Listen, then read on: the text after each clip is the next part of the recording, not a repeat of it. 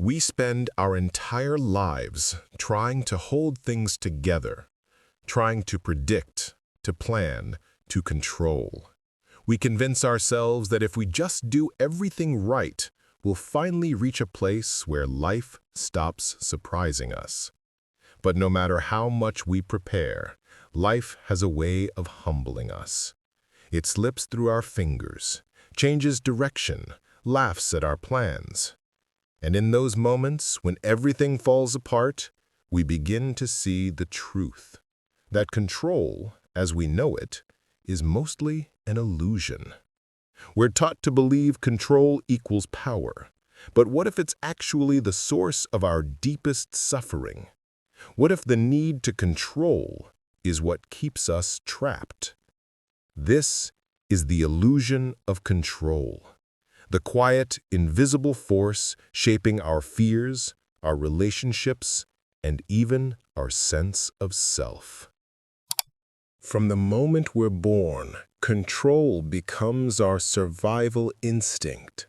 We learn that crying brings attention, that choices bring results. We learn patterns. If I behave, I'll be loved. If I work hard, I'll succeed. And so we begin to shape the world around us, building invisible walls of certainty to protect ourselves from chaos. But what we call control is often just our fear of uncertainty wearing a mask. We fear the unpredictable because it reminds us that life doesn't belong to us. In ancient times, people turned to gods to explain the unpredictable. Now, we turn to data, algorithms, routines, and schedules. Different gods, same worship. The truth is, we don't seek control because we love order. We seek it because we're terrified of what lies beyond it. Our world feeds this illusion perfectly. We live in a society that sells control as the ultimate product. Track your sleep, count your steps, manage your emotions, plan every second of your life. We call it optimization. But beneath the surface, it's just a new form of anxiety. Every app, every system promises to put life under control. But no matter how perfectly we plan, one phone call, one storm, one random twist, and the entire structure collapses. We've mistaken control for peace. We think peace comes when life obeys us, but real peace begins only when we stop demanding that it should. We build routines, not because they bring joy, but because they make us feel safe. And yet, every time something breaks that routine, we fall apart, revealing that the safety was never real.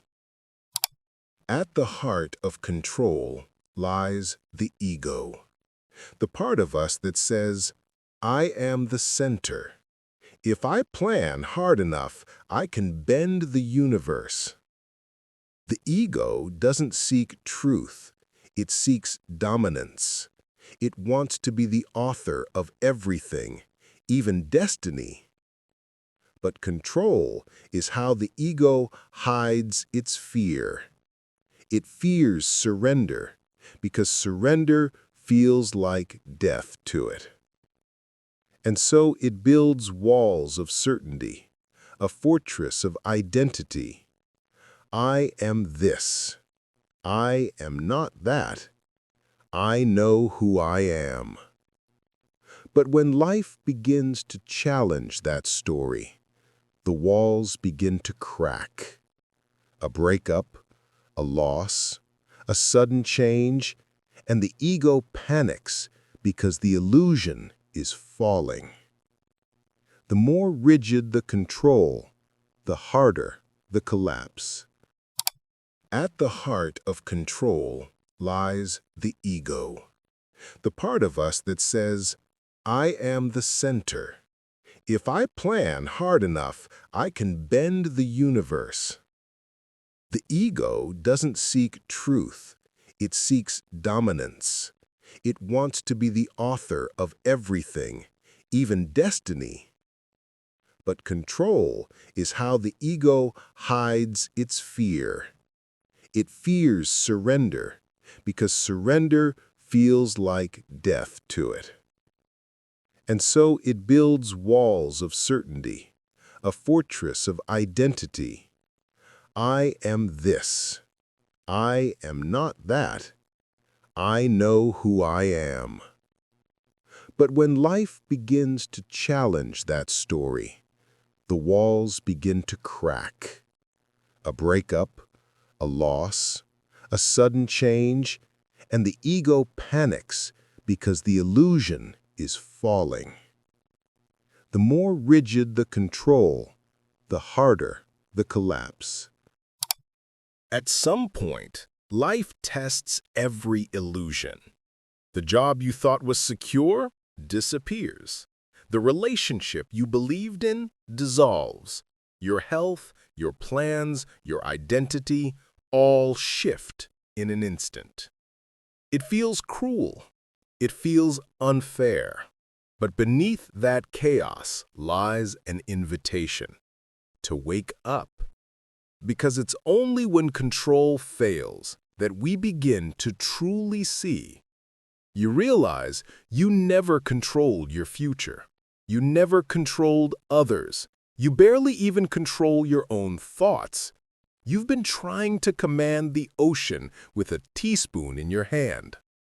When you lose control, you don't actually lose anything real. You lose the illusion that you ever had control to begin with. That's why breakdowns often become breakthroughs. They break the shell of false security, revealing the depth of your own being beneath it all. Why do we cling so hard to control? Because deep down, we fear the unknown. And not just the unknown around us, but the unknown within us. Control gives us a story to hold on to. It tells us who we are, what's right, what's safe. Without it, we face the terrifying question, if I'm not in control, then who am I? That's the real fear, not chaos, but self-disillusion, the loss of the illusion that I am the one steering. Yet, paradoxically, that's the beginning of freedom. Because only when the small self loses control can the deeper self awaken. There's a kind of power in surrender that control will never understand. Surrender isn't giving up, it's giving in to the rhythm of life. It's not defeat, it's alignment. Look at the river. It never resists its path, yet it carves canyons and moves mountains. The tree doesn't control the wind, yet it learns how to bend, not break. The same principle applies to us. When you stop fighting reality, you begin to flow with it. That doesn't mean you stop acting. It means you act without attachment to outcome. You move with awareness, not anxiety. You live not to dominate life, but to dance with it. This is the essence of Wu Wei in Taoist philosophy, effortless action. To do without forcing, to live without clutching. When you surrender control, you don't lose your power. You find your real one. Here's the paradox. The more you try to control life, the more life controls you. But the moment you let go, everything starts to align. It's not magic, it's clarity. When your mind stops wrestling with what is, you begin to see what could be. You notice opportunities, feel synchronicities, and experience peace in chaos. True freedom isn't found in domination. It's found in participation. You stop being a manager of life and become a dancer in it. You realize You were never separate from life to begin with. You were always the wave. You just thought you were the ocean's master. When you finally stop trying to control everything, you start to live with everything. And that's when real freedom begins. Control was never peace. It was fear pretending to be strength. But letting go, that's courage. Because only those who are brave enough to let go can ever truly live. You do not control the tide, but you can learn to surf.